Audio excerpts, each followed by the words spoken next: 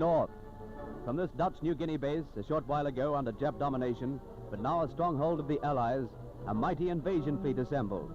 Its task, to liberate more peoples of the Japanese-occupied islands. Hollandia, Wakdi, Biak, Morotai have been freed. Now Allied forces are going north, bypassing, driving back, annihilating the Japanese invaders. Beaches are jammed with the sinews of war, guns, tanks, ammunition, rations. There is a place for everything despite this apparent confusion. Tractors wrestle with big howitzers, soon to pound Jap pillboxes. Trucks are piled high. Troops with full battle packs arrive and await embarkation. An army masses for assault. It's a 24 hours a day job. Sweating, grimy GIs have to sleep when and where they can.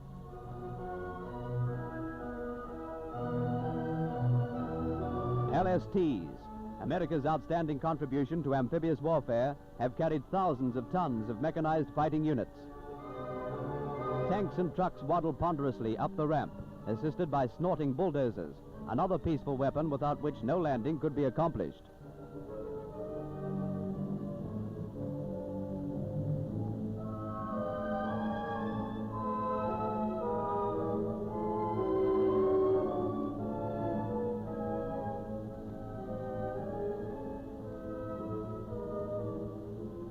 Loading wire mesh for boggy roads and faulty airstrips is heavy work.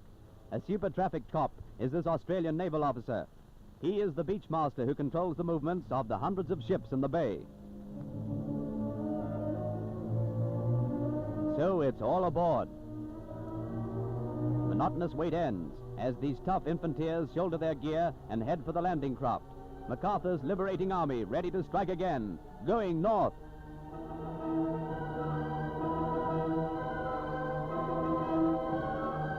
There's always a sergeant on the job, and here he checks each man off the beach.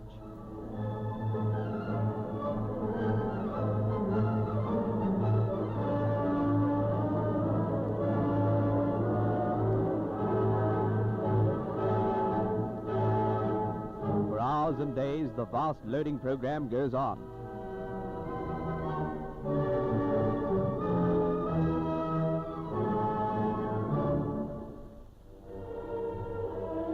Boat after boat loads swiftly and moves out to its parent ship. It is split-second timing, and there is no excuse for tardiness. These men had their baptism of fire long since. Now they are treading New Guinea soil for the last time. The war is going north.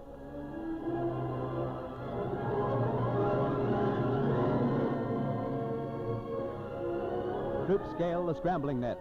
It's a tough job, but they've been trained to it for many weeks.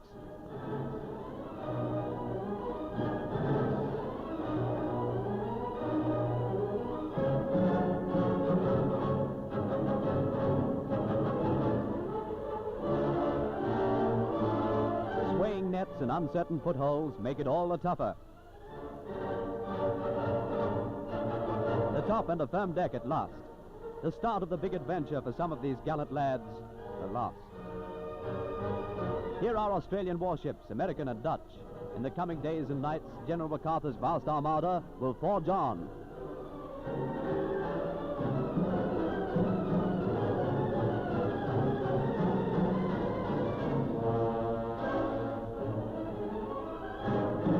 On the high seas, already into Jap-infested waters. Good convoy weather, but good for Jap subs and bombers, too.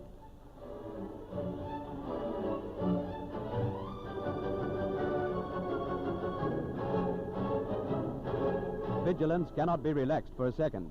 Skies are swept by keen-eyed spotters, while the tricky business of navigation goes on. Guns are manned and ready for anything. The Royal Australian Navy has a reputation for toughness, preparing for back-breaking days ahead. Brawny instructors take vigorous PT classes. You can always buy a fight, enthusiastic but friendly. Then back to the serious business on hand, briefing the assault wave commanders, telling them where they will hit the beaches and what opposition they can expect.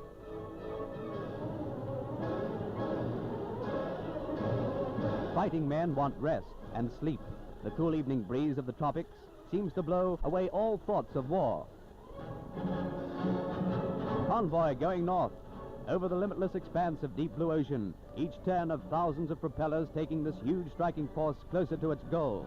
There can be no hesitation now, no turning back. The course lies northwards.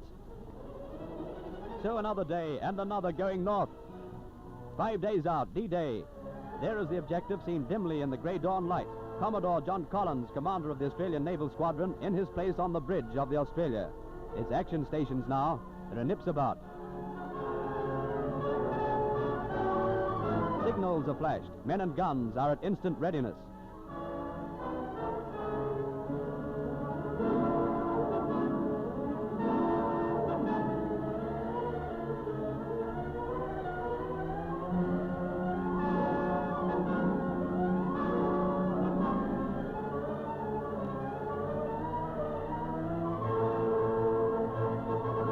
Now the cruisers race into battle positions.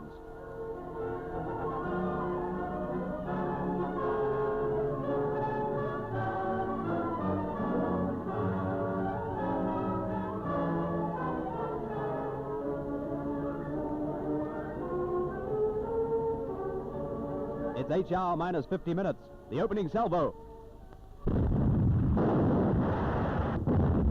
Big guns issue the challenge. The shore is being mercilessly pounded.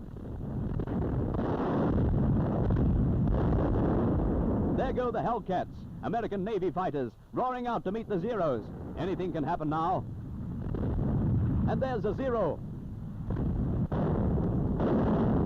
He got through.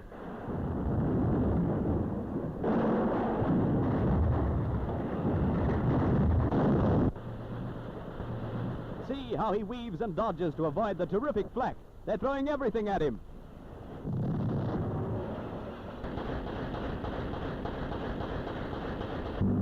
And they get him. There he goes, trailing smoke from a blazing engine, crazily falling to his death. The bombardment goes on. Jap shore pillboxes are getting hell.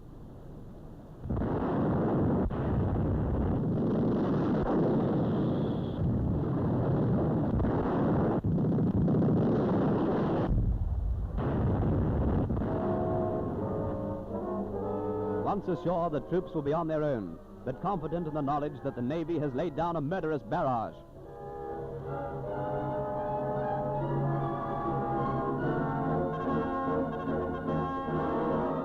Now the transports move in.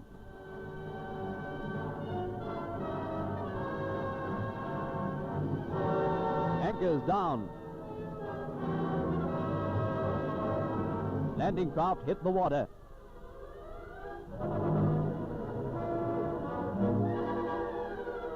Men go aboard. Down they go, laden for battle. Among the tin hats of the American assault troops, you can see the battle bowlers of the Australian Navy coxswains. As each landing craft loads, it pulls away to take station.